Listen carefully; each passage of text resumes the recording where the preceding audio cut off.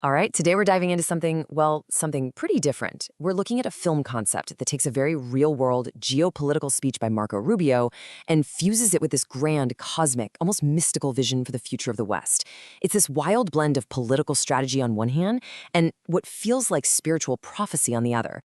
And right at the heart of this whole thing is one powerful idea. This quote, "Decline is a choice, renewal is our destiny."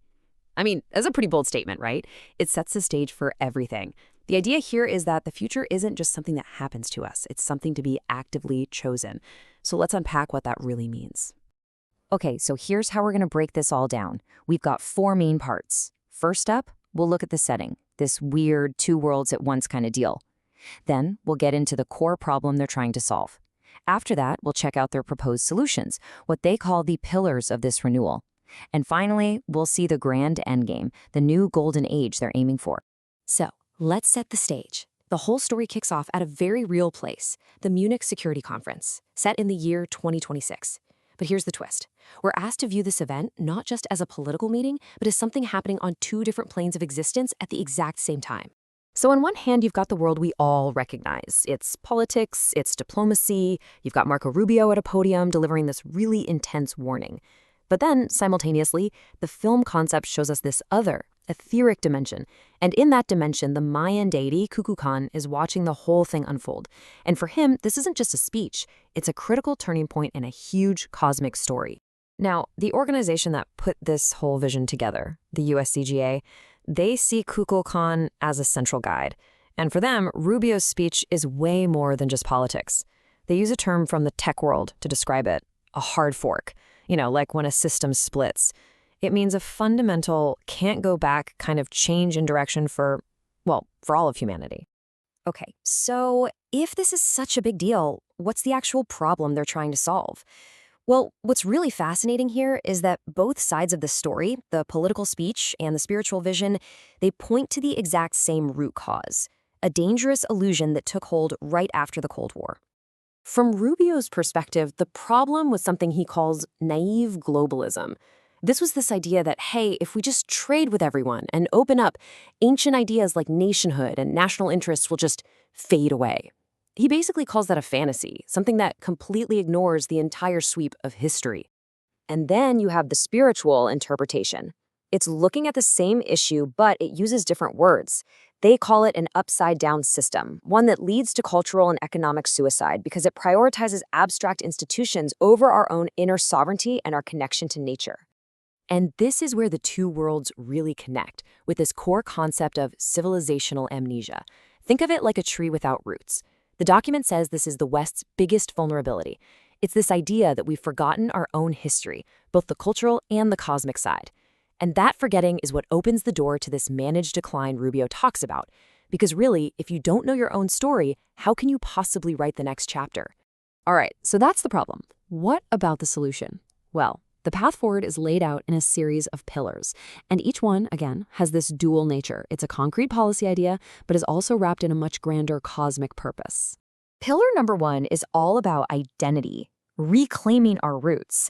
Rubio's political call is to remember the shared history and faith of Western civilization. But the cosmic vision says, that's a good start, but the roots go way deeper. They're talking about connecting to Mayan foundations and even cosmic origins. Yeah, you heard that right. Cosmic origins. And that brings us to this other key term that pops up in their framework, the Anunnaki. So according to this UUCGA vision, the Anunnaki represent a kind of forgotten cosmic lineage. And for them, remembering these origins isn't just some interesting fact about the past. It's actually an essential step to achieving what they call cosmic sovereignty. It's about remembering a much bigger story about who we are. Okay, pillar number two, the economy. On the political side, you have Rubio making a very practical argument. We need to bring our industries back home, secure our supply chains. The cosmic vision looks at that and says, yes, and. It reframes that same idea as a spiritual shift away from what they call extractive capitalism towards a new resonance economy that's more about abundance and harmony. The third pillar zooms out to the global stage. Politically, the call is to fix broken institutions like the UN and have our allies step up and take more responsibility for their own defense. The spiritual take on this? It's about transforming old, dependent alliances into partnerships of enlightened peers. It's about moving from a system of control to one of genuine, spiritually rooted cooperation. And that leads us to the grand finale of this vision. And this part is super important because it's not about just going back to the past. It's about building a brand new future, a golden age, they call it, where technology and the human soul actually work together. So, from a policy standpoint, Rubio identifies the big frontiers for the 21st century. Things like commercial space travel, cutting-edge AI, industrial automation, and securing our own supply chains for critical minerals.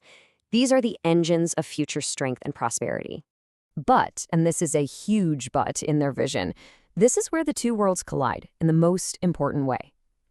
The USGCA warns that without a spiritual compass, something like artificial intelligence could be an existential threat, not just to our jobs, but to our very souls.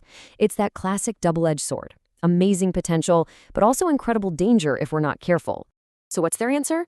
It's pretty direct. They propose embedding a spiritual code of ethics, which they call the Kukulkan Codex, right into the heart of our most advanced technology. The idea is to make technology serve the soul, not the ego, to shift from ego optimization to cosmic co-creation. Basically, to make sure all this amazing tech leads us to that golden age, not, some dystopian nightmare. And the whole film concept ends on this really powerful, definitive note. It's a declaration that the fight is over, the transformation is done, no more decline, the new era has begun. So, this whole thing leaves us with a pretty big question to chew on, doesn't it? What does it actually mean when a political strategy is said to need a spiritual awakening to work? It really makes you think about where we draw the lines between governance, our cultural identity, and maybe something much, much bigger.